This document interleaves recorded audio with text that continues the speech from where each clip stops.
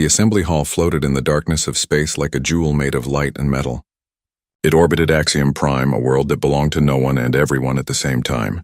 Inside the massive structure, representatives from across the galaxy gathered for their annual meeting.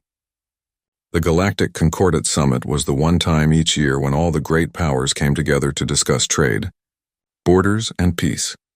Ambassador Elena Vasquez stood in the human delegation section, her hands clasped behind her back.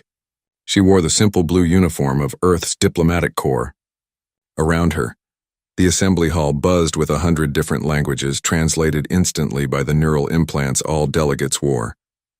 The hall itself was enormous, with sections for each member species rising in curved tiers around a central speaking platform. Elena looked across the chamber at the other delegations. The Vrix hegemony occupied the largest section, their insectoid forms glittering under the lights. They stood nearly 3 meters tall, with 4 arms and chitinous armor that grew naturally from their bodies. Their war prince K-Rex sat on a raised throne, his mandibles clicking in what Elena had learned was their version of laughter. To the left sat the Kelthara sovereignty. These reptilian beings moved with liquid grace, their scales shifting colors to reflect their moods. Their overseer, a being named Sithrak, watched the proceedings with vertical slit eyes that seemed to look through rather than at things. The Kelthara were known for their psychic abilities, though they kept the true extent of their powers secret. The Morvain Collective occupied a specially designed section filled with superheated atmosphere. They were silicon-based life forms, their bodies resembling living crystals that pulsed with internal light. They communicated through harmonic vibrations that the translation systems struggled to interpret accurately. Dozens of smaller kingdoms and federations filled the remaining sections. Some were humanoid, others were so alien that Elena still had trouble understanding how they perceived reality. All of them had one thing in common. They had been part of galactic civilization for thousands of years. Humanity had joined only 80 years ago. The speaker of the Concordat, an ancient being from a species that looked like floating jellyfish, called the assembly to order.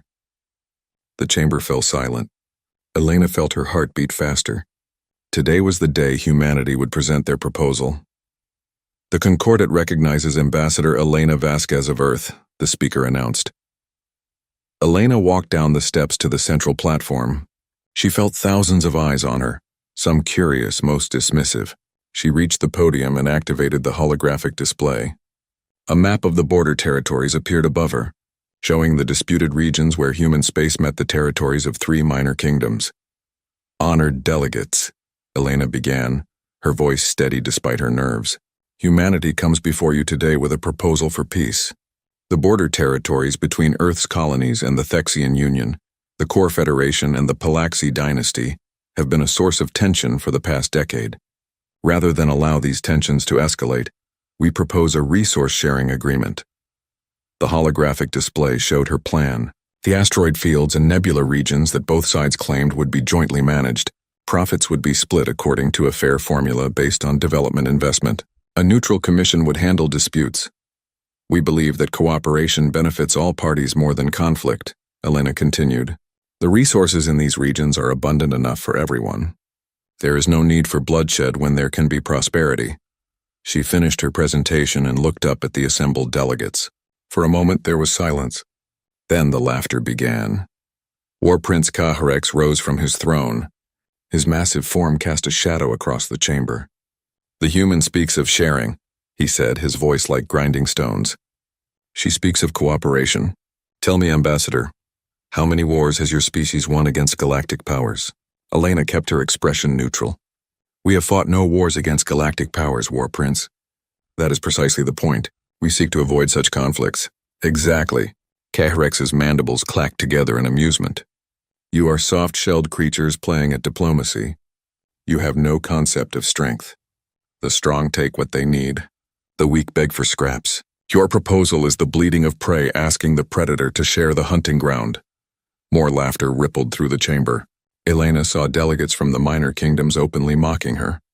The Kelthara overseer's scales rippled with colors that the translation system interpreted as disdain. Earth is a backwater, Overseer Sithrak said, his voice silky and cold. You arrived in our galaxy barely a lifetime ago. You have no great fleets.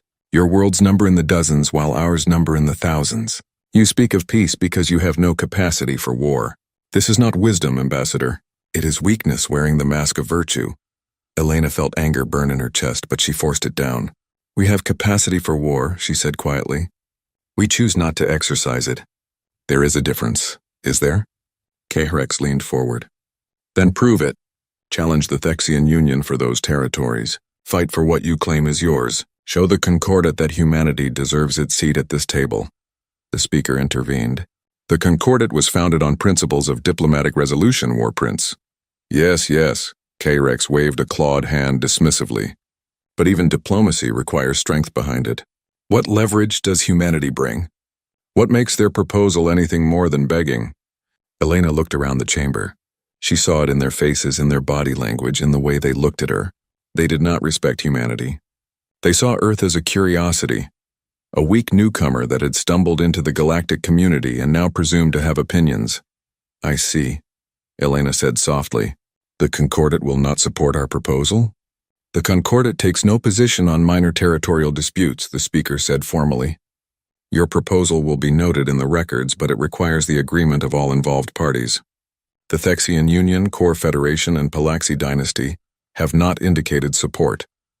The representatives from those three kingdoms practically radiated smugness. One of them, a Thexian with blue-gray skin, stood up. Humanity may keep what it currently holds, but it will expand no further. Those are our terms. Elena felt something cold settle in her stomach. This was not about resources or territory. This was about power and respect. The galaxy was telling humanity to know its place. She was about to return to her seat when the alert sirens began to wail.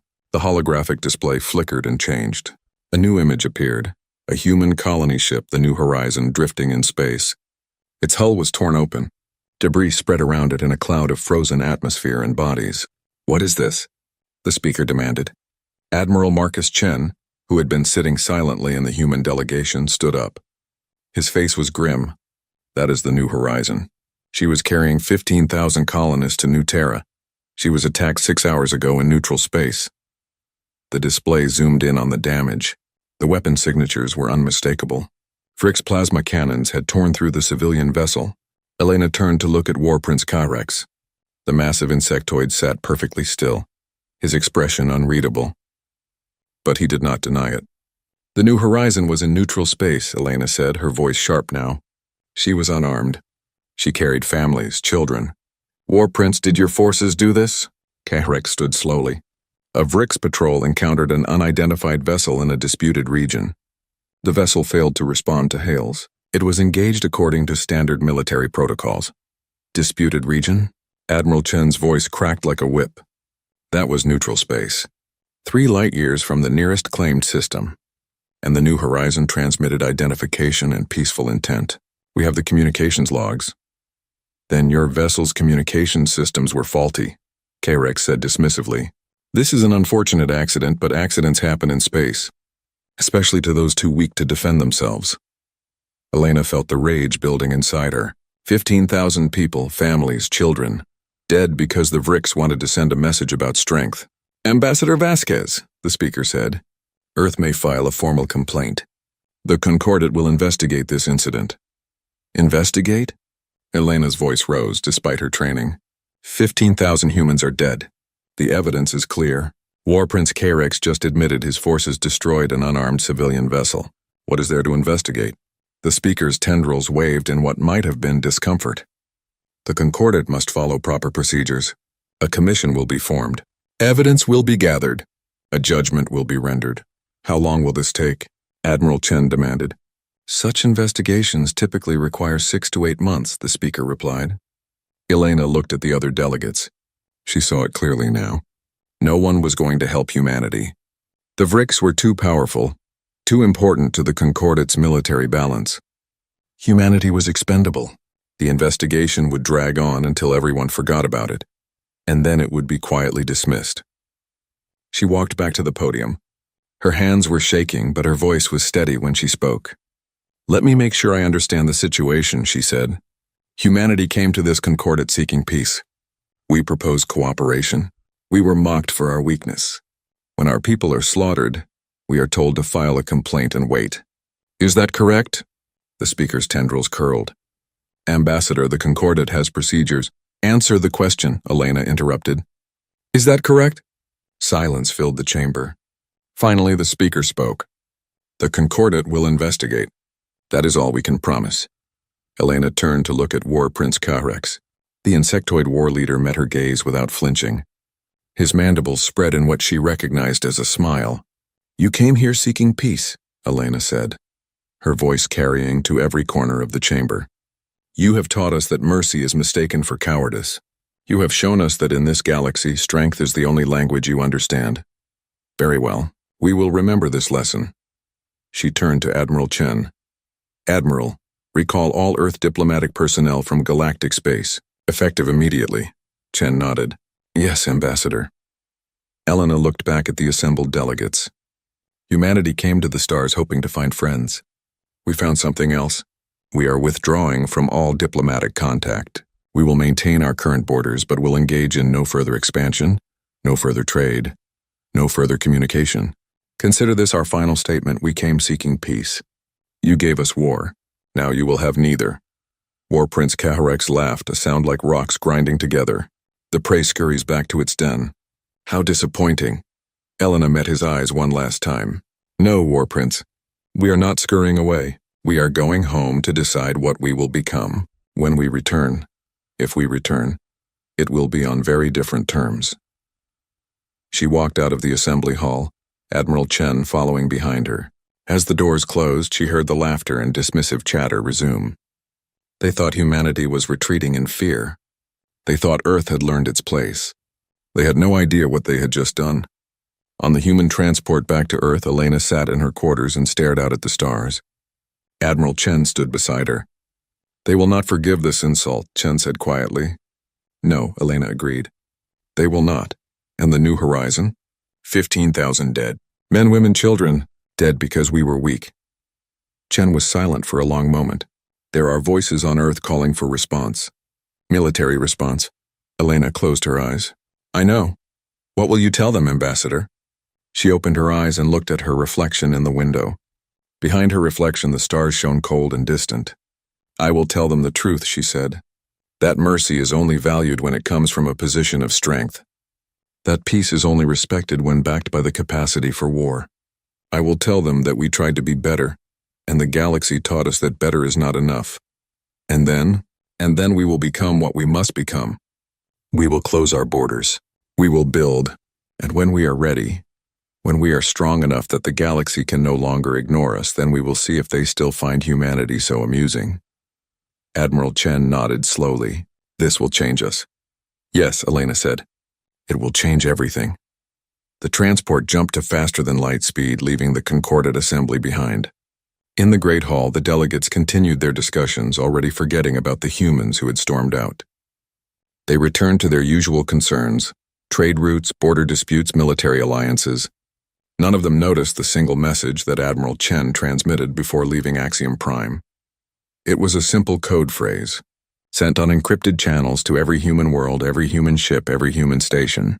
The message contained only 3 words: the door closes. Across human space, those words were received and understood. The experiment in peaceful coexistence had failed. Humanity had tried to join the galactic community as friends. They had been rejected, mocked, and murdered for their efforts. Now humanity would try something different. The countdown had begun, though the galaxy did not know it yet. They had 100 years. 100 years before they would understand what they had created, when they taught humanity that mercy was weakness. 100 years before all the kingdoms would lower their banners. The first year after humanity's withdrawal was marked by confusion more than concern. The galaxy had seen species retreat before, usually after military defeats or economic collapses. Earth's departure was unusual, only because no one had actually defeated them. They had simply left. At first, the other powers attempted to maintain contact. Trade ships arrived at human space stations only to find them abandoned. Communication channels that had carried messages for decades went silent. Diplomatic vessels sent to Earth itself were turned away at the border by automated defense platforms that politely but firmly refused all entry. Access denied, the platform said in every known language. Human space is closed until further notice. Any vessel entering human territory without authorization will be destroyed. This is your only warning. A few ships tested those warnings. They were destroyed so quickly and efficiently that most observers assumed the humans had simply improved their automated defense systems. No one considered it worth investigating further. After all, humanity was just one small power among many. If they wanted to sulk in isolation, let them. The Vrix war prince Karex declared the human withdrawal a victory. He held celebrations across the hegemony, proclaiming that the weak had finally recognized their place. The investigation into the New Horizon incident was quietly closed after 3 months. The official findings stated insufficient evidence to assign fault. No one was surprised. 10 years passed. The galactic economy barely noticed humanity's absence. The trade routes that had run through human space were divided among the neighboring powers. The Thexian Union, Core Federation, and Palaxi Dynasty expanded into the border territories that humanity had once claimed. They found them empty. The human colonies had been abandoned, their populations recalled to Earth and the core worlds. But strange reports began to filter back from these abandoned worlds. Automated systems continued to function, maintaining the colonies as if the humans might return at any moment. Ships that tried to claim the empty stations for salvage found their systems locked down by security protocols far more sophisticated than anything humanity had possessed before. And when salvage crews tried to force entry, the stations simply self-destructed. They booby-trapped everything. A Thexian captain reported after his ship barely escaped an exploding orbital platform. It is as if they do not want us to learn anything from what they left behind. The Kelthera sovereignty, curious about this behavior, sent a science vessel to study an abandoned human research station. The station orbited a gas giant in what had been human territory. The scientists approached carefully, scanning every centimeter of the structure. They found nothing. No traps, no weapons, no hidden dangers. Just an empty station with all its data cores wiped clean. The lead scientist, a young Kelthera named Velnara, ordered her team to board. They found the station in perfect condition. Power systems hummed quietly. Life support maintained comfortable temperatures. The laboratories were clean and organized. But every computer system had been thoroughly erased. Not just the data deleted, but the storage media itself had been molecularly scrambled. Whatever research the humans had been doing here, they had made certain no one else would ever know about it. Velnara stood in the main laboratory, her scales shifting to colors of deep thought. Around her, the empty station seemed to wait for something. On one wall, she found a message written in simple text. We were here. We learned. We are gone. Do not follow. Do not follow where? One of her assistants asked. Velnara had no answer. 20 years after the withdrawal, the first silent zone appeared. It began as a navigation hazard. Ships traveling near human space reported strange fluctuations in their faster-than-light drives. At first, these were dismissed as normal variations in subspace conditions. But the reports increased. Ships found their FTL systems shutting down completely when they got too close to human territory. They had to crawl through the affected regions at sublight speeds, a journey that could take weeks instead of hours. It is like space itself has become thicker, one pilot reported, as if something is resisting our passage. The affected region formed a rough sphere centered on the human border. It was not impassable, just incredibly slow to traverse. Scientists studied the phenomenon but could not explain it. Subspace should not behave this way. There was nothing in known physics that could create such an effect across such a vast area. The Morvain Collective, whose understanding of physics was considered the most advanced in the galaxy, sent a research fleet to investigate. Their conclusion was both simple and terrifying. The effect is artificial. Someone or something is generating a field that interferes with faster-than-light travel. The power requirements would be enormous. Theoretically impossible with any known technology. Could the humans be doing this? The Concordat asked. The Morvain researchers pulsed with uncertain colors. Unknown. But if they are, it suggests capabilities we did not suspect they possessed. 30 years, 40 years, 50 years. The silent zones multiplied. 3 more appeared, then 5 more, then a dozen. They formed a shell around human space, growing larger each year. To travel anywhere near human territory now required weeks of sublight travel through the zones. Trade routes had to be completely redrawn. The economic cost was substantial, and still no one heard anything from humanity. No ships emerged from their space. No communications were detected. The humans had vanished as completely as if they had never existed.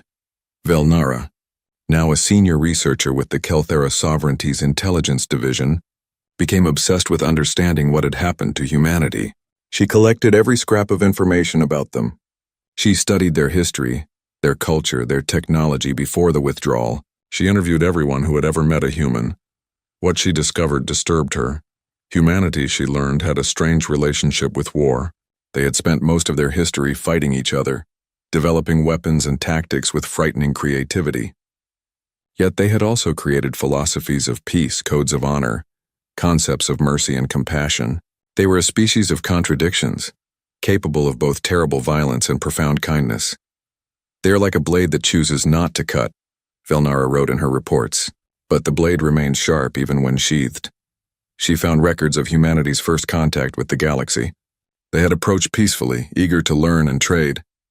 Their diplomats had been sincere in their desire for cooperation. But Velnara also found classified military records that the Kelthera had gathered. Human weapons technology, even 80 years ago, had been surprisingly advanced. Not superior to galactic standard, but impressive for a species so new to interstellar travel. And there were hints of other things. Research programs into quantum computing, artificial intelligence, genetic engineering, nanotechnology, fields that other species had explored and largely abandoned as too dangerous or too difficult. Humanity had pursued all of them simultaneously. They were learning everything they could, Velnara realized. Not just what they needed, but everything. As if preparing for something, she tried to present her findings to the Kelthera overseer, but her warnings were dismissed. The humans are hiding, she was told. They are afraid. Why else would they create barriers to keep others out? When they finally emerge, if they emerge, they will find that the galaxy has moved on without them. 60 years passed. 70. 80. An entire generation had been born since humanity's withdrawal. To them, humans were almost mythical. The strange species that had appeared briefly, spoken of peace and mercy, then vanished after a single insulting incident at the Concordat. But the silent zones continued to grow. And now, new phenomena were being reported. Ships passing through the zones reported seeing structures in the distance, massive constructions that should not exist. They appeared only on long-range sensors, visible for moments before vanishing as if they had never been there. One captain, a veteran trader who had been navigating the zones for decades, swore she had seen something impossible. It was a ring, she reported. A ring large enough to encircle a star. But it was not just orbiting the star. It was moving through space in a way that makes no sense, as if it existed in multiple places at once. Scientists dismissed such reports as sensor glitches caused by the silent zone's unusual properties. But the reports kept coming. Spheres the size of planets, tubes of light that stretched between solar systems, clouds of metallic particles that moved with obvious purpose and intelligence. They are building something, Velnara insisted in her reports. The humans have not been hiding. They have been constructing. But what and why? 90 years after the withdrawal, the Vrix hegemony began to grow concerned. Their territory bordered human space more than any other power. The silent zones were beginning to interfere with their internal trade routes. War Prince Kaharex, now considerably older but no less arrogant, declared that the situation had become intolerable. We granted the humans permission to sulk in their corner of space, he announced at a Concordat session. But now their sulking affects our commerce. This cannot be allowed. We demand the Concordat take action. What action do you propose? The speaker asked. Send a fleet. Pierce the silent zones. Make contact with the humans and demand they cease whatever they are doing. If they refuse, remind them of their place. The Concordat debated for months. Most members had no desire to provoke a conflict over what was essentially a navigation inconvenience. But the Vrix were insistent, and their military power gave them considerable influence.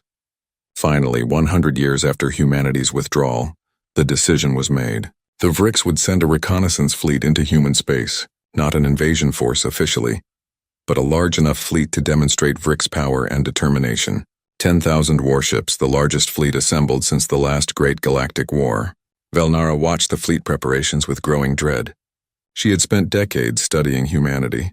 and she had reached a conclusion that no one else seemed to share. Humanity had not been hiding in fear. They had been transforming into something else. And whatever they had become, they would not react well to an armed fleet invading their space. She requested an audience with the Kelthera overseer. "Do not let them do this," she pleaded. "We do not know what the humans have become. To send a fleet now could be catastrophic." The overseer's scales rippled with dismissive colors. "You have spent too long studying them, Velnara. You have begun to see threats where none exist. Humanity was never a major power.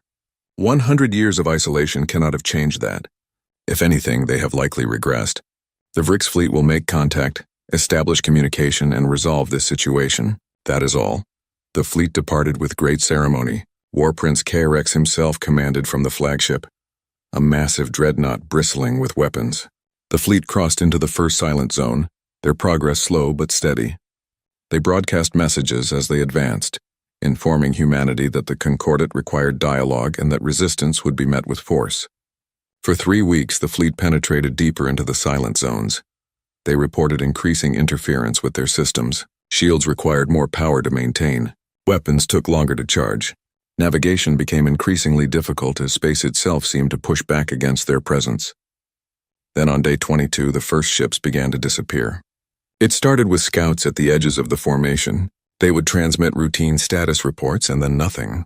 No distress signals. No signs of combat. Just silence. Within hours, dozens of ships had vanished. Then hundreds. The fleet attempted to retreat, but the silent zone had closed behind them. They were trapped in space that fought their every move. More ships disappeared every hour. The crews reported seeing things in the darkness. Shapes that should not exist. Lights that moved with purpose. On day 27, War Prince KRX transmitted his final message. His voice, usually so confident and commanding, carried an edge of fear. "They are here," he said, "all around us.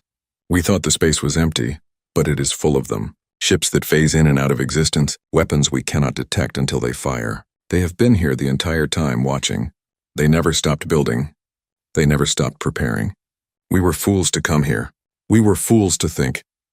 The transmission cut off mid-sentence. Silence. The entire Vrix fleet, 10,000 warships and their crews, had vanished into the darkness of human space. Not a single vessel returned. No wreckage was ever found. The silent zones remained as impenetrable as ever, and from human space there came no message, no explanation, no contact of any kind, just the same silence that had persisted for 100 years. The galaxy reacted with shock and horror. 10,000 ships did not simply disappear. Whatever had happened to the Vrix fleet, it demonstrated that humanity had become something far more dangerous than anyone had imagined. Velnara received an urgent summons from the Kelthera overseer. When she arrived, she found the ancient being's scales pale with concern. "Tell me," the overseer said without preamble, "what have the humans become?" Velnara looked at the data stream showing the last known positions of the Vrix fleet. "I do not know," she said honestly, "but I know what they were. They were a species that spent their entire history developing the means to kill each other, then choosing not to. They understood violence at a fundamental level, because they lived with its possibility every day. We mocked them for seeking peace. We taught them that mercy was weakness. And now? Now they have had 100 years to reconsider that lesson. 100 years to build. 100 years to transform themselves into whatever they believed necessary to survive in a galaxy that respects only power." The overseer was silent for a long time. What will they do next? Velnara looked out at the stars. Somewhere out there beyond the silent zones, humanity waited, changed, evolved, prepared. "I do not know," she said, "but I fear we are about to find out." The Galactic Concordat met in emergency session 3 days after the Vrix fleet disappeared. Every major power sent their highest-ranking officials. The Great Assembly Hall, usually filled with the routine business of interstellar diplomacy, now crackled with tension and barely suppressed panic. The representative from the Vrix hegemony stood before the assembly. He was young for his species, his chitin still gleaming with colors that older Vrix lost over time. War Prince KRX had no heir, and command had fallen to this junior officer who had been stationed far from the fleet when it vanished. "The Vrix hegemony demands an immediate investigation," the young Vrix said, his voice uncertain despite his attempt at authority. 10,000 ships, nearly 1 million crew members have disappeared. This is an act of war. The Concordat must respond. The Morvain collective pulsed with agitated colors. Respond how? Their spokesperson asked, the harmonic tones carrying an edge of something that might have been fear. 10,000 warships vanished without a trace. We have no enemy to fight. We have no targets to strike. We have only silence. Then we send a larger fleet, the Vrix insisted. 50,000 ships. 100,000. Whatever it takes to pierce the silent zones and discover what happened to our people. No. The word came from an unexpected source. Overseer Sithrak of the Kelthera sovereignty rose from his seat, his scales showing colors of deep concern. We will not repeat the Vrix mistake. To send another fleet would be to send more lives into whatever destroyed the first. You would have us do nothing? The Vrix's mandibles clacked with agitation. You would let this attack go unanswered?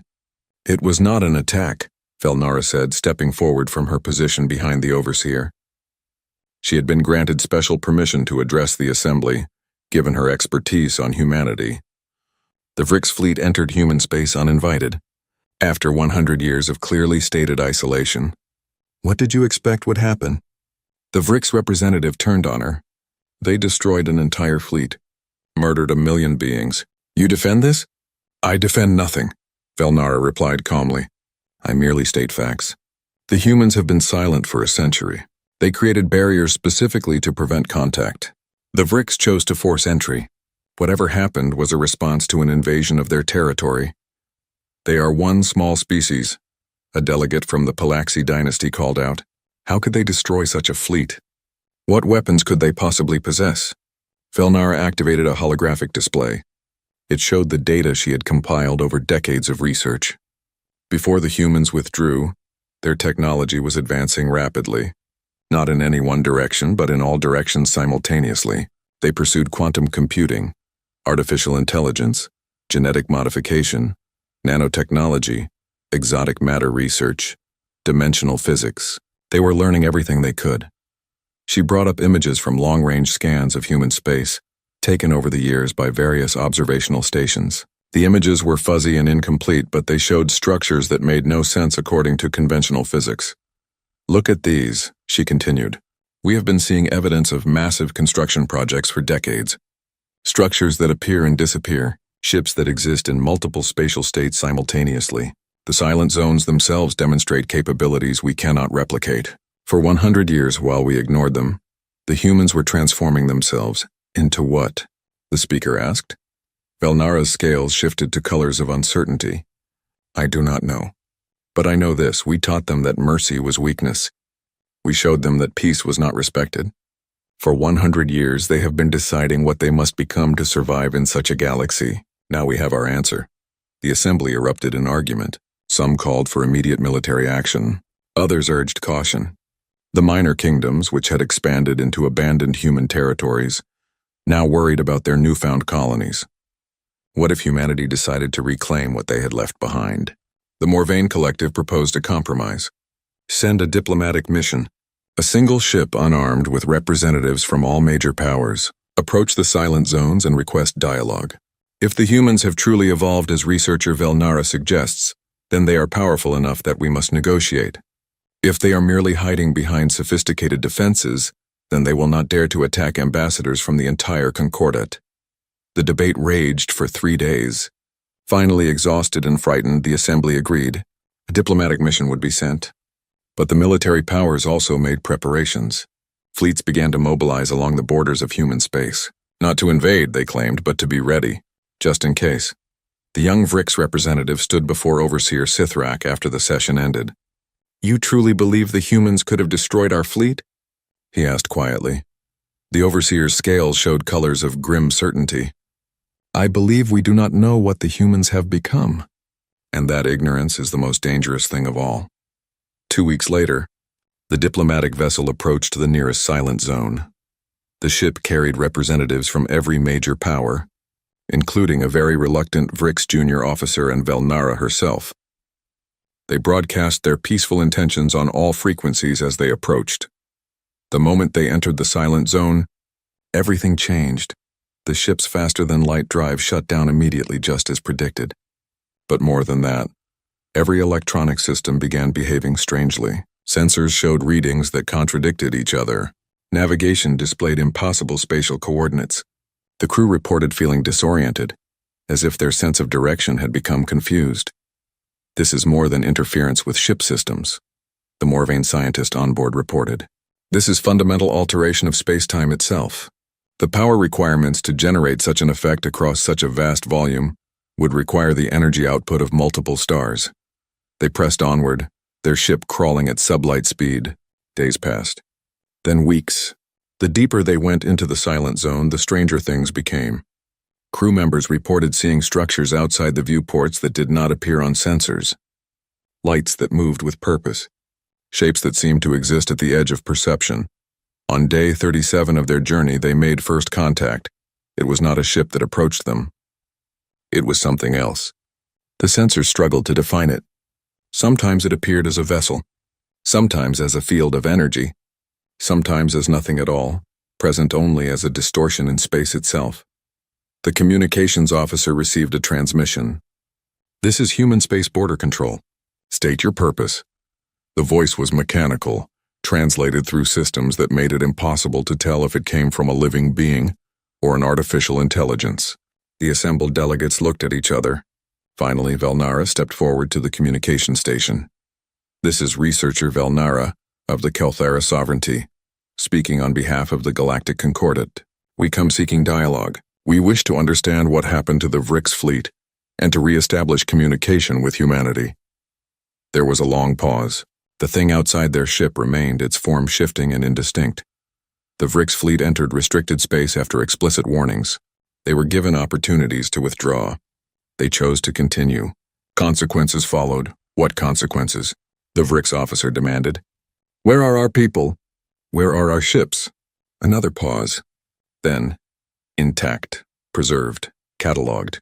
You may have them back when appropriate terms are established." Shock rippled through the diplomatic vessel. The Vrix fleet was not destroyed? Their crews were alive? "You took them prisoner?"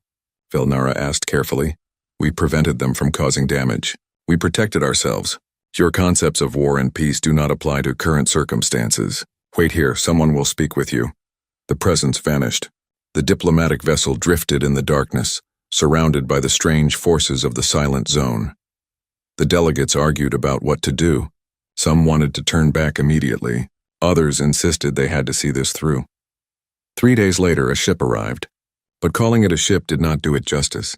It appeared in space without any visible means of propulsion, existing in a way that made the sensors scream with contradictory data. It seemed to be solid and transparent simultaneously. It was both present and absent. Looking at it made Velnara's eyes hurt, as if her brain could not properly process what it was seeing. From this impossible vessel came a message. "Permission to dock?" The captain of the diplomatic vessel looked to the delegates. Velnara nodded. What choice did they have? The docking procedure defied everything they knew about physics. The human ship did not physically connect to their vessel. Instead, a section of their hull simply became a doorway leading somewhere else. The delegates gathered in the docking bay, watching as a figure stepped through. It was human, or it had been human, or it was something that chose to appear human. Velnara could not tell which. The figure looked like a woman in her 60s dressed in a simple gray uniform. But there was something wrong about her. She moved with absolute precision. Her eyes seemed to look through them rather than at them, and around her, space itself seemed to bend slightly as if reality found her presence uncomfortable. "Ambassador Vasquez," the figure said, her voice warm but strange. Or what was once Ambassador Vasquez. "I am part of what she became. It is easier for you if I appear this way. My true form would be difficult for your perceptions to process." The delegate stared. Velnara found her voice first. "What happened to you? To humanity?" The figure that called itself Vasquez smiled. "It was not quite a human expression anymore. We learned. We adapted. We transcended. You taught us that mercy from weakness is not respected. So we removed the weakness." She gestured, and the space around them changed. Suddenly they were not in the docking bay, but somewhere else entirely. A vast chamber filled with light and impossible geometry. And in that chamber they saw the Vrix fleet, every single ship floating in stasis fields. And beyond them, hundreds of thousands of human forms. Not bodies, but consciousnesses existing as pure information and energy. The humans had not died. They had evolved past the need for physical form. We are no longer what we were, Vasquez said. We are something new. Part biological, part digital, part quantum. We exist across multiple dimensions simultaneously. We have merged with our machines, our artificial intelligences, our very understanding of reality itself. We are humanity transformed. By what right? The VRIX officer shouted. By what right do you hold our people? Vasquez turned to him, and for a moment he saw something vast and incomprehensible behind her human facade. By the same right you claimed when you destroyed the New Horizon. By the same right you invoked when you laughed at our pleas for peace. We have become what you forced us to become. We have transcended your concepts of strength and weakness. The vision shifted again. Now they saw Earth. But it was not the planet they remembered from old records. It was something else. The planet was still there, but it was surrounded by structures that hurt to look at. Rings of energy that connected to points in space where no destinations should exist. Clouds of nanomachines that could reconfigure matter at the molecular level. Consciousness itself woven into the fabric of space-time. For 100 years we have been building this, Vasquez said. Not weapons, though we can defend ourselves as you have learned. Not in pursuit of conquest, but in pursuit of something else.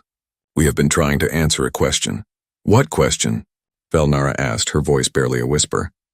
Vasquez looked at her with eyes that seemed to contain entire universes. You taught us that mercy is weakness. We spent 100 years asking, is that true? If we become powerful enough that no one can threaten us, can mercy be our choice again? If we hold absolute power, can we choose not to use it? The vision changed once more. They saw the galaxy as the humans now saw it. Every star, every planet, every ship tracked and known. The human network extended throughout space, invisible but all-encompassing. They had not been hiding. They had been watching everything. We could end you, Vasquez said simply. All of you. Every species in the Concordat. We have had that power for decades. Do you understand? We could have destroyed the VRIX hegemony. We could have dismantled the Kelthera sovereignty. We could have scattered the Morvain collective to the stellar winds. We did not. Why?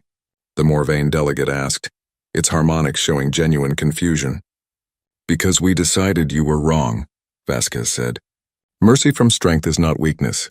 It is the purest form of strength. To have power and choose not to use it.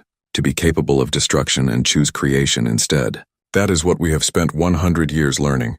She gestured, and they were back in their ship. The impossible human vessel was gone. The delegates stood in their docking bay, shaken and confused. A transmission came through. Vasquez's voice, but now it came from everywhere at once, as if space itself was speaking. Return to the Concordat. Tell them what you have seen. Tell them that humanity has evolved beyond their understanding. Tell them we have the power to end them all and choose not to. Tell them that choice made freely when we hold all the weapons is true mercy. And tell them one more thing. What? Velnara asked. Tell them that if they send another fleet into our space, if they threaten us again, we will defend ourselves. And next time we will not be so gentle. The VRIX fleet survives because we allowed it. That was mercy. They should not mistake it for weakness again. The diplomatic vessel was suddenly outside the silent zone. One moment they were deep in human space, the next they were at the border. The humans had simply moved them, transporting the entire ship across light years in an instant. As they prepared to return to Axiom Prime, Velnara looked back at the silent zone. Somewhere in there, humanity waited, changed, transcendent, powerful beyond measure, and choosing for now to be merciful. What will you tell the Concordat? One of the other delegates asked her. Velnara's scales showed colors of fear and wonder mixed together. The truth, she said, that we created something terrible when we rejected their peace, and that we should be grateful they are better than we are. The diplomatic vessel jumped to faster than light speed, racing back to the Concordat with news that would change the galaxy forever. Behind them, in the depths of human space, Ambassador Vasquez and the billions of transformed humans watched them go. Will they listen? One consciousness asked another. Some will, Vasquez replied. Others will not. And if they come again? Vasquez's distributed consciousness rippled with something that might have been sadness. Then we show them the truth. That mercy requires strength, and that we have both. The diplomatic vessel returned to Axiom Prime, carrying news that would shatter the galaxy's understanding of reality itself. As the delegates disembarked, they found the great assembly hall already packed with representatives from every concordant member.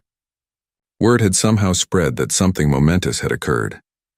Velnara stood before the assembled powers, her scales shifting through colors of anxiety and determination.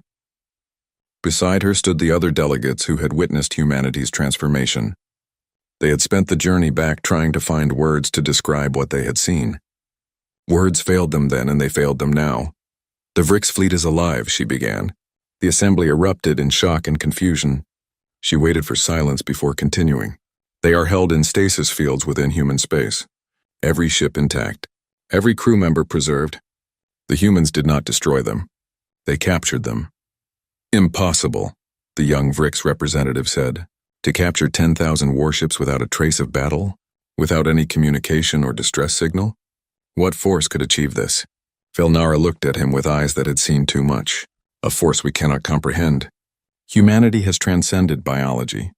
They exist as hybrid entities, part organic, part machine, part quantum consciousness. They have rewritten the laws of physics within their space. They have become something we have no words for." She activated the holographic display. The images were fragmentary, recorded from their sensors during the encounter. They showed the impossible human ship, its form shifting and contradictory. They showed the vast chamber where the Vrix fleet floated like insects preserved in amber. They showed glimpses of Earth transformed into something that looked more like a living organism than a planet. "This is not possible," the Morvain delegate insisted. "It's harmonics showing distress. The energy requirements alone would exceed the output of their entire stellar system. The physics involved violate causality itself." "Yet they have done it," Velnara said. "They have had 100 years of isolation to pursue every avenue of research simultaneously. No oversight, no ethical constraints beyond their own. They have merged with their artificial intelligences, restructured their own biology at the quantum level, and learned to manipulate space-time itself." Overseer Sithrak rose from his seat. His scales showed colors of grim acceptance. "She speaks truth. I have reviewed the sensor data personally. The silent zones are not defensive barriers. They are the edges of transformed space itself. Within those zones, the humans have rewritten reality according to their will." The assembly dissolved into chaos. Delegates shouted over each other, demanding answers, proposing solutions, arguing about what this meant. Finally, the speaker's voice cut through the noise. "What do the humans want?" the ancient being asked. "Did they make demands?" Velnara felt something cold settle in her chest. "They want nothing from us. That is what makes them terrifying. They demonstrated that they have had the power to destroy us all for decades. They chose not to. They call it mercy from strength." "Mercy?" The young Vrix officer's mandibles clacked with anger. "They imprison our fleet and call it mercy?" "Yes," Velnara said quietly. "Because they could have done so much worse. The entity we spoke with made that very clear. They preserved your people when they could have atomized them. That was a choice. A demonstration. Demonstration of what? That they are better than we are." Silence fell across the assembly. The implications of Velnara's words sank in slowly like poison.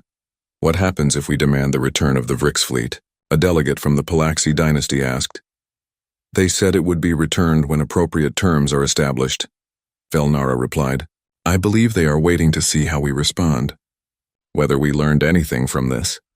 The debate continued for days. The Concordat split into factions. Some argued for immediate military buildup, massing fleets at the borders of human space as a show of strength. Others counseled diplomacy and caution. The minor kingdoms, terrified of being caught in a conflict with beings who could rewrite physics, argued for complete capitulation to whatever terms humanity might propose. The Vrix hegemony demanded action. Without War Prince Karex and with their main fleet held hostage, they had lost much of their political power. But they still commanded respect and fear throughout the galaxy. "We cannot allow this to stand," the young Vrix officer declared. "To accept this humiliation is to invite every species to see us as weak. We must respond with strength." "What strength?" Velnara challenged. 10,000 of your best warships vanished without firing a shot. What makes you think a larger fleet would fare any better? Then what do you propose? That we beg? That we surrender to these transformed creatures and hope they show us mercy?" Velnara's scales showed colors of frustration. "Yes, exactly that. Because they have already shown us mercy." Our failure to recognize it is our problem, not theirs. The Vrix officer looked at her with something approaching pity. You have been studying them too long. You have begun to think like them. Mercy is weakness. Power respects only power. That is what we taught them, Velnara said softly, and they took that lesson to its logical conclusion. They became powerful enough that nothing in the galaxy can threaten them. And then they chose mercy anyway. They proved us wrong. The debate might have continued indefinitely if not for what happened next. 3 weeks after the diplomatic mission returned, the Vrix hegemony made a fateful decision. They began massing their remaining military forces at the human border. Not to invade, they claimed, but to establish a security presence, to show humanity that the Vrix were still a power to be respected. It was the worst decision they could have made. The military buildup took months. The Vrix called in favors, recalled distant fleets, and even conscripted merchant vessels to bolster their numbers. They assembled nearly 200,000 warships, the largest fleet in Vrix history. It was a force designed to intimidate, to prove that the loss of 10,000 ships had not broken their power. War Sovereign Carex II, the young officer who had assumed command after the first war prince's disappearance, led the fleet personally. He stood on the bridge of his flagship, looking out at the assembled armada with pride. Let the humans see this, he declared. Let them understand that the Vrix hegemony does not cower. We do not beg. We demand the return of our people with honor. Velnara, watching from Axiom Prime through long-range sensors, felt her scales turn pale with dread. They are making a terrible mistake, she said to Overseer Sithrak. The humans warned us. They said next time would be different. Can we stop this? The Overseer asked. I do not know if anyone can stop this now. The Vrix fleet approached the silent zone in battle formation. They broadcast their demands on all frequencies. Return the original fleet immediately. Accept Concordat oversight of human space. Submit to inspection to ensure no further dangerous research. For 3 days there was no response. The Vrix fleet held position at the edge of the silent zone, waiting. Some of the more nervous commanders suggested withdrawal. War Sovereign Carex refused. On the 4th day, humanity answered. A single ship emerged from the silent zone. It was similar to the vessel that had contacted the diplomatic mission, but larger. Much larger. It appeared in space without any visible transition, simply existing where it had not existed a moment before. From this ship came a transmission, not the mechanical voice of a border control system, but Ambassador Elena Vasquez herself, or the entity that had once been Elena Vasquez, War Sovereign. Her voice carried a weight that made even the Vrix commander uncomfortable. You were warned. You chose not to listen. You have massed a fleet at our border in an act of aggression. You demand the return of hostages as if you have any right to make demands. You threaten inspection of our space as if you have authority over us. All of this after we showed you mercy. We are the Vrix hegemony, Carex II replied, trying to keep his voice steady. We do not— You do not understand, Vasquez interrupted. That is the problem. You still think in terms of military power and territorial control. You still believe that strength is measured in the number of ships you can assemble. You learned nothing from the last century, so we will teach you. The space around the Vrix fleet changed. Reality itself seemed to ripple. The sensors on every ship screamed warnings as the fundamental constants of physics began to shift. Time dilation effects made seconds stretch into minutes. Gravity fluctuated wildly. The fabric of space-time itself became hostile. What is happening? Carex demanded of his science officers. The humans are projecting a field that restructures local space, came the panicked reply. Our shields are failing. Our weapons will not charge. The ship systems are shutting down. All across the fleet the same thing occurred. 200,000 warships, the pride of the Vrix hegemony, became nothing more than metal shells drifting in space. Not destroyed. Simply rendered inert. Powerless. Vasquez's voice continued, now coming from every speaker in every ship simultaneously. You see, we do not need to destroy you. We can simply turn off your technology. We can make your weapons useless, your shields irrelevant, your mighty fleet nothing but debris waiting to fall. She paused, letting the lesson sink in. But we will not do that, not yet. Instead, we will show you something. The space in front of the Vrix fleet opened, not like a door or a portal. It was more fundamental than that. Reality folded, and through the fold, the Vrix crew saw something that would haunt them for the rest of their lives. They saw themselves, billions of Vrix living their lives across the hegemony. They saw their home worlds, their colonies, their civilian populations going about their daily existence. And surrounding all of it, invisible to normal perception, they saw the human network, sensors, monitoring systems, quantum observers.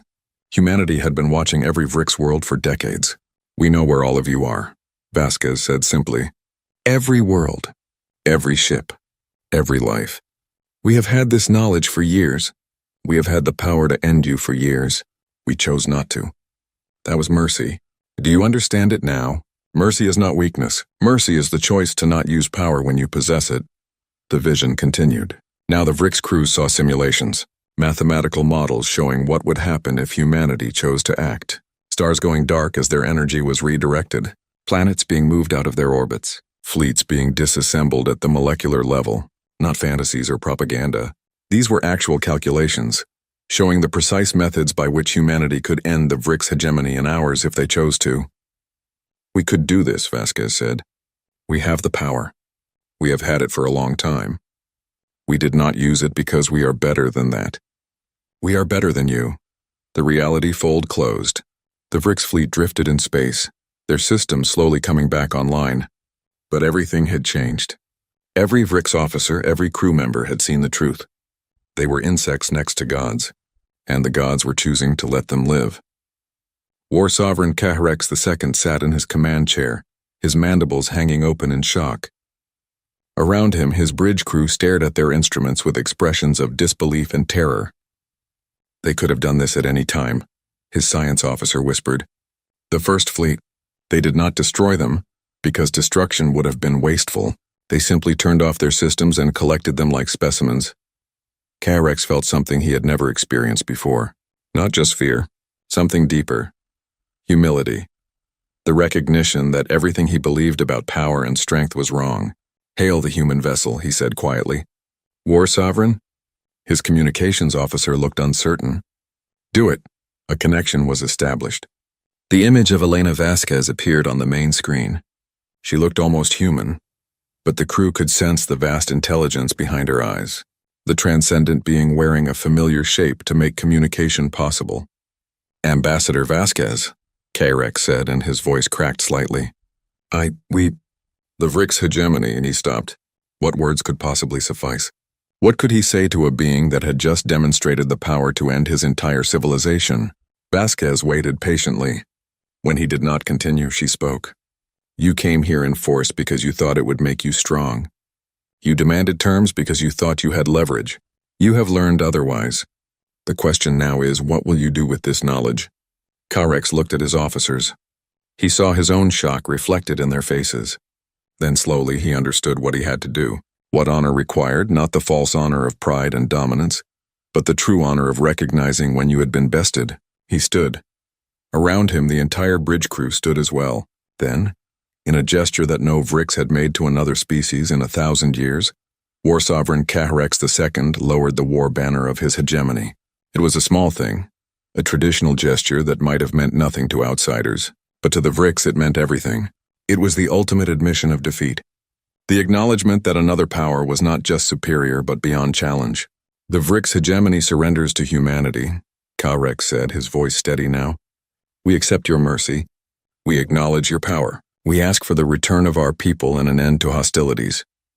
Across the fleet, 200,000 ships lowered their weapons, not because their systems had been disabled, but because their commanders chose to. It was surrender, complete and total. Vasquez's expression softened slightly. "This is what we wanted. Not surrender. Understanding. The recognition that mercy from strength is not weakness, that true power is in the choice." "You will return our people?" Caharex asked. "When you are ready to receive them. When they have learned what you are learning now. They are not prisoners. They are students being taught the same lesson you learned today. When they understand as you now understand, they will be released." The human ship began to fade from view. Before it disappeared completely, Vasquez spoke one more time. "Tell the Concordat what happened here. Tell them the Vrix hegemony, the greatest military power in the galaxy, stood before humanity and chose wisdom over pride. Tell them that sometimes the strongest thing you can do is recognize when you have been wrong. The ship vanished. The Vrix fleet was left floating in space, their systems functional but their purpose shattered. They had come to demonstrate strength. They had learned humility instead.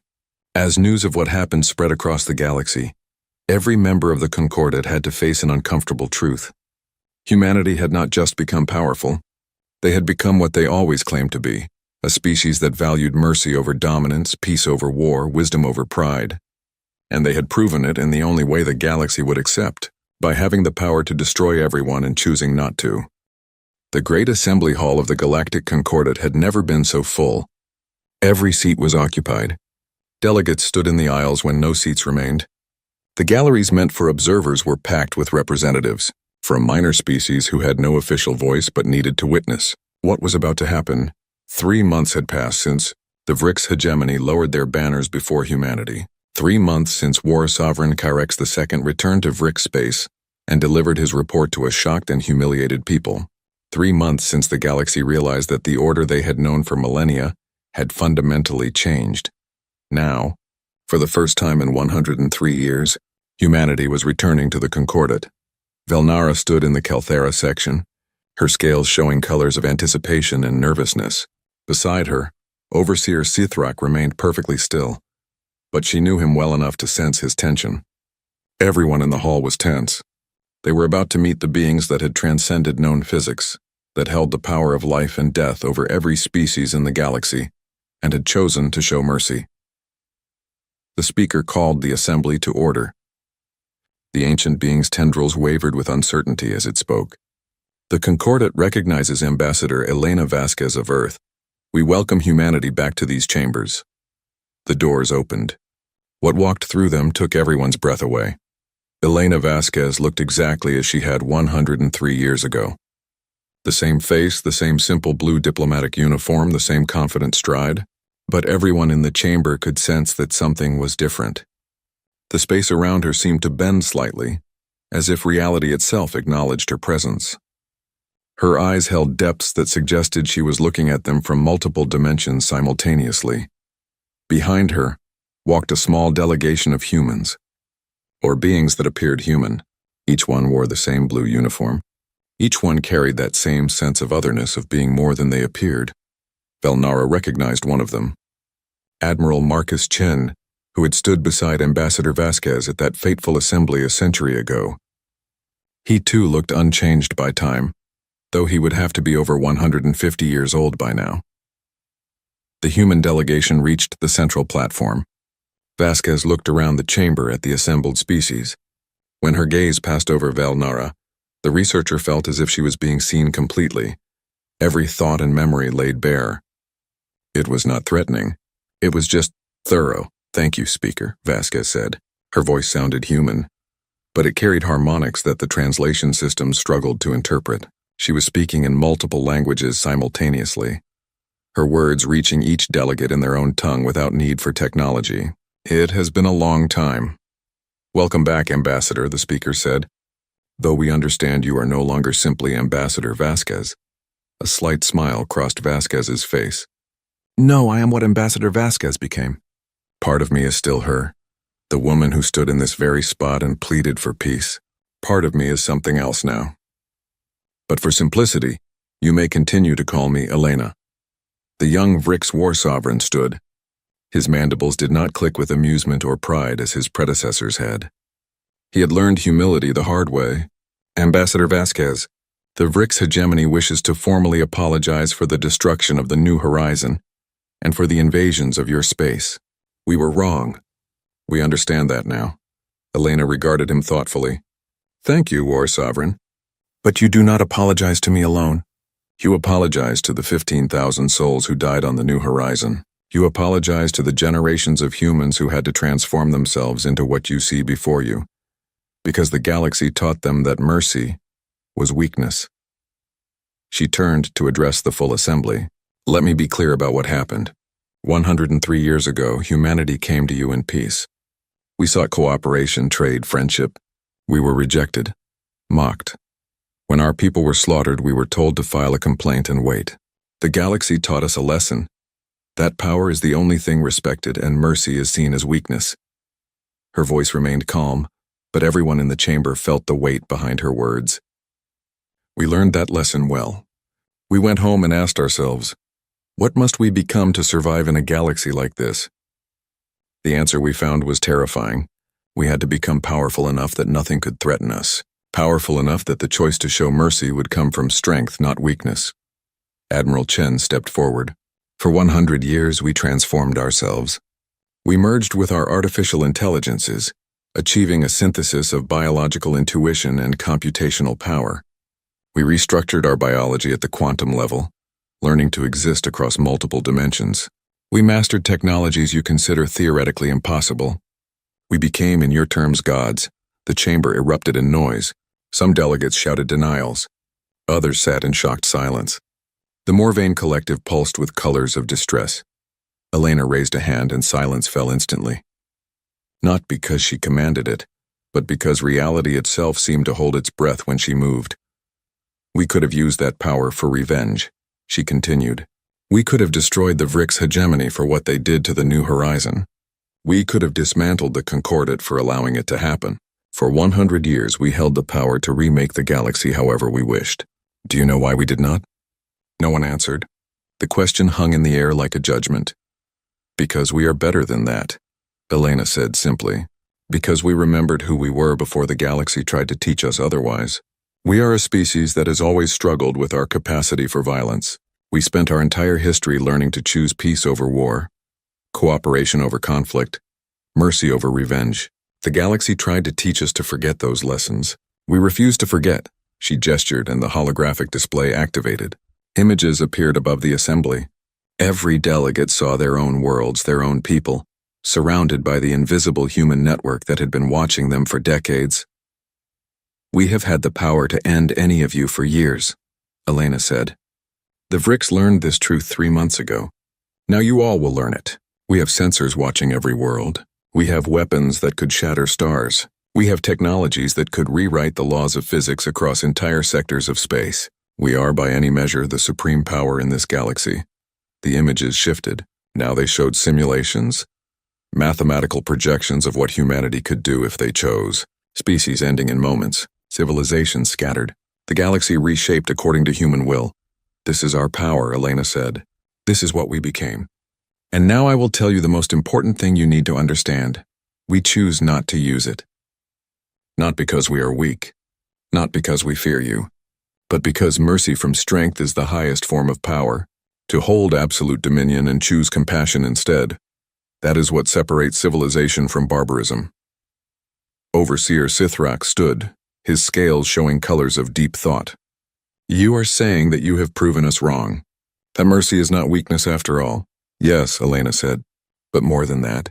We are saying that the galaxy's philosophy, the idea that power respects only power, creates an endless cycle of violence. Someone is always seeking more power to feel safe. Someone is always threatening someone else to maintain their position. We are offering a different way. What way? A delegate from one of the minor kingdoms asked. Admiral Chen answered. Assured mutual protection. Humanity has the power to defend any species from any threat.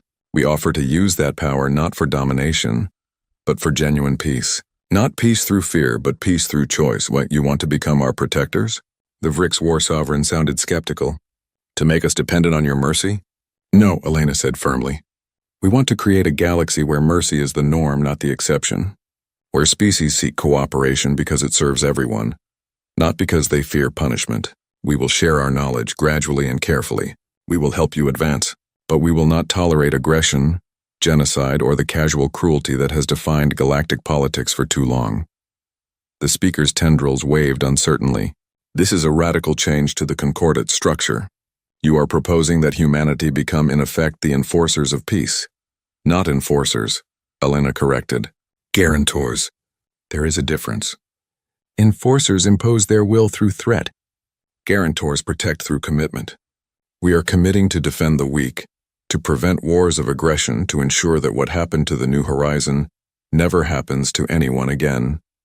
Velnara found herself standing. Her scales showed colors of hope and uncertainty. Ambassador Vasquez, you speak of sharing knowledge. of helping us advance, but you have transcended biology itself. How can we possibly follow where you have gone?" Elena smiled at her, and this time the expression was genuinely warm. "You cannot, researcher Velnara. Not completely. The path we took was specific to humanity, shaped by our history and psychology, but you can advance along your own paths. We can show you technologies, sciences, understandings that will let each species transcend their current limitations in their own way." "And the price for this help?" Overseer Sithrak asked. "What do you require in return?" "That you stop teaching young species that mercy is weakness," Admiral Chen said. "That you create a concordat based on genuine cooperation, rather than competition for dominance. That you try, as we tried, to be better than your worst impulses." The assembly fell into discussion. Delegates argued with each other, their voices rising and falling in waves of debate. Some feared human dominance disguised as protection. Others embraced the possibility of advancement under human guidance. The minor kingdoms, long pressed between the major powers, saw hope for genuine security. Finally, the Vrix war sovereign stood again. His posture was different now, less aggressive, more thoughtful. The Vrix hegemony has always believed that strength defines right. We have always taken what we could hold, ruled what we could dominate. Ambassador Vasquez has shown us the flaw in that thinking. True strength is in choosing not to dominate when you have the power to do so. He performed the formal Vrix gesture of profound respect, lowering his head until his mandibles nearly touched the floor. The Vrix hegemony accepts humanity's proposal. We lower our banners not in defeat but in recognition of a better way. We ask to learn from you. One by one, other delegations stood. The Kelthera sovereignty added their support. The Morvain collective, after lengthy harmonic consultation among themselves, agreed. The minor kingdoms, seeing a chance for protection from the predations of larger powers, supported the proposal enthusiastically. Not everyone agreed immediately. Some of the more traditional powers objected, worried about losing their autonomy, but even they could not deny the reality. Humanity had become something beyond their capacity to challenge. The choice was not whether to accept human influence, but whether to accept it gracefully or be forced to accept it later. The vote took 3 days. In the end, the Concordat Reformed Accords were approved by an overwhelming majority. Humanity would rejoin the Concordat not as equals, but as guarantors of peace. They would share knowledge, protect the weak, and prevent wars of aggression. In return, they asked only that the species of the galaxy try to be better than they had been. On the final day of the assembly, Elena stood once more before the gathered delegates. "We want you to understand something important," she said. "We did not seek this power. We did not want to become what we are. You forced us to transform by teaching us that mercy was weakness. We proved you wrong, but the cost was high. We gave up much of our humanity to transcend it. We became something other to prove we could still choose to be something better." She paused, her expression showing something that might have been sadness. "Do not force other species to follow our path. Do not teach them that mercy is weakness. Teach them what we learned, that the highest form of strength is choosing not to use power when you possess it. That mercy is not about being too weak to fight, but about being strong enough not to need to." Admiral Chen added his voice. "The Vrix fleet, both the first and second, will be returned within the month. Their crews have been learning these lessons. They have been seeing what we saw. When they return, listen to them. Learn from their experience." Elena looked around the chamber one last time. "We came to the stars a century ago hoping to find friends. We found something else. We learned terrible lessons and became terrible in response. But we remembered in the end who we wanted to be. We remembered that mercy matters, that compassion has value, that peace is not weakness but wisdom. We hope you will remember these things too." She turned to leave, her delegation following. But before she reached the door, she stopped and looked back. "One more thing," she said. "The silent zones will remain, not as barriers but as reminders. Reminders that we transformed ourselves out of necessity, that we became powerful enough to defend our right to choose mercy. Let those zones remind you that the greatest weapon is the one you never have to use. Let them remind you that true power is in the choice." The human delegation departed. The great assembly hall erupted in discussion that would continue for weeks. Treaties would have to be rewritten. Power structures would have to be reorganized. The entire galaxy would have to adapt to this new reality. But the most important change had already occurred. Every species present had learned the lesson that humanity had paid so dearly to teach. That mercy from strength is not weakness. that choosing compassion when you could choose destruction is the mark of true civilization. Years later, the Concordat Academy established a new course of study. It was taught by both humans and by members of other species who had learned the lessons well. The course was called The Philosophy of Restrained Power, but students called it by a simpler name: the human paradox. The paradox was this: humanity had become powerful enough to dominate the galaxy through force, yet they achieved true dominance only when they chose not to use that force. They had transcended their biology to prove they could transcend their worst impulses. They had become gods to prove that God should choose to be kind. Velnara, now an elder researcher, taught this course to young Kelthera students. She would begin each semester by showing them the image of Ambassador Vasquez standing before the Concordat 103 years ago, pleading for peace and cooperation. Then she would show them the image of Elena Vasquez returning, transformed into something beyond nature, carrying power beyond measure. "This is what we did to them," she would tell her students. "We took a species that wanted to be kind and forced them to become powerful. We mocked their mercy until they had no choice but to transcend weakness itself. And then, when they held all the power, when they could have destroyed us all in revenge, they chose mercy again. But this time it was mercy from strength, and that made all the difference." "Why did they choose mercy?" a young student asked one day. Velnara's scales showed colors of deep satisfaction. "Because they understood something we are only now learning. That the measure of a civilization is not in its weapons or its territory or its power. It is in what that civilization chooses not to do when it has the power to do anything. Humanity chose to be better than we deserved. That choice, made freely when they held every weapon, is why we all lowered our banners, not in defeat, but in recognition. On Earth, in a garden that existed across multiple dimensions simultaneously, Elena Vasquez walked among flowers that bloomed in colors no natural eye could perceive. She was not alone. All around her, the distributed consciousnesses of transformed humanity moved through their strange new existence. Admiral Chen's presence joined hers. "Do you think they learned?" he asked. "Some did," Elena replied. "Others are still learning. But the galaxy is changing. Slowly, but it is changing.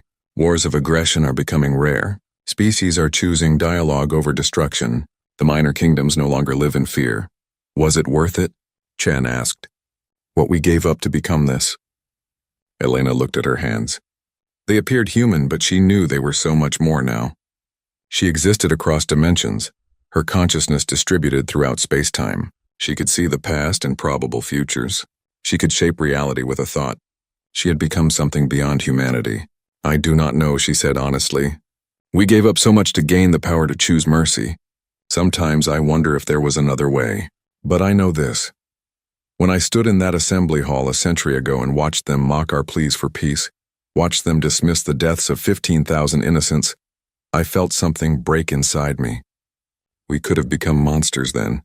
We had every reason to become monsters. But we did not. No. We became powerful enough that we did not need to be monsters. We became so powerful that mercy became a choice instead of a necessity. And in making that choice, we proved that the galaxy was wrong about us, about mercy, about what truly matters." Chen's presence flickered with something that might have been satisfaction. "The New Horizon is remembered now. There is a memorial station at the place where she fell. Representatives from every Concordat species come to pay respects, to remember what happens when mercy is mistaken for weakness." "Good," Elena said. "Let them remember. Let them remember that 15,000 deaths taught humanity what it needed to become. Let them remember that we could have repaid that debt with interest, could have killed billions in revenge, and let them remember that we chose not to." She looked up at the stars visible through the garden's dimensional boundaries. Out there, across the galaxy, species were learning. Not quickly enough, perhaps. Not completely. But they were learning. "We showed them that mercy from strength is not weakness," she said. "We proved that choosing compassion when you could choose destruction is the mark of true civilization. That is our legacy. Not our power, but our choice." Admiral Chen agreed. "And if they forget? If new species arise that need to learn the same lessons? Then we will teach them," Elena said simply. "Not with weapons, not with threats, but by continuing to choose mercy when we have every reason to choose otherwise. That is what humanity has always done best. We face our own capacity for violence every day and choose to be better. Now we do it on a galactic scale." They stood together in the impossible garden, Two beings that had once been human and were now something more, watching over a galaxy that was slowly learning to be better than it had been. The silent zones remained as monuments to what humanity had become. But more importantly, they served as reminders of what humanity had chosen to remain. A species that valued mercy over power, compassion over dominance, peace over war. And across the galaxy, in assembly halls and classrooms, in military academies and philosophical societies, beings of every species learned the lesson that humanity had paid so dearly to teach. When you hold absolute power, when you can do anything without consequences, the greatest act of strength is choosing to be kind. That was why all the kingdoms had lowered their banners. Not because humanity forced them to, but because humanity showed them a better way. And in doing so, humanity fulfilled the promise they had made 103 years ago. They had returned on very different terms. They had returned as teachers, as guardians, as proof that mercy from strength is the highest form of power, and the galaxy, humbled and awed, was finally ready to learn.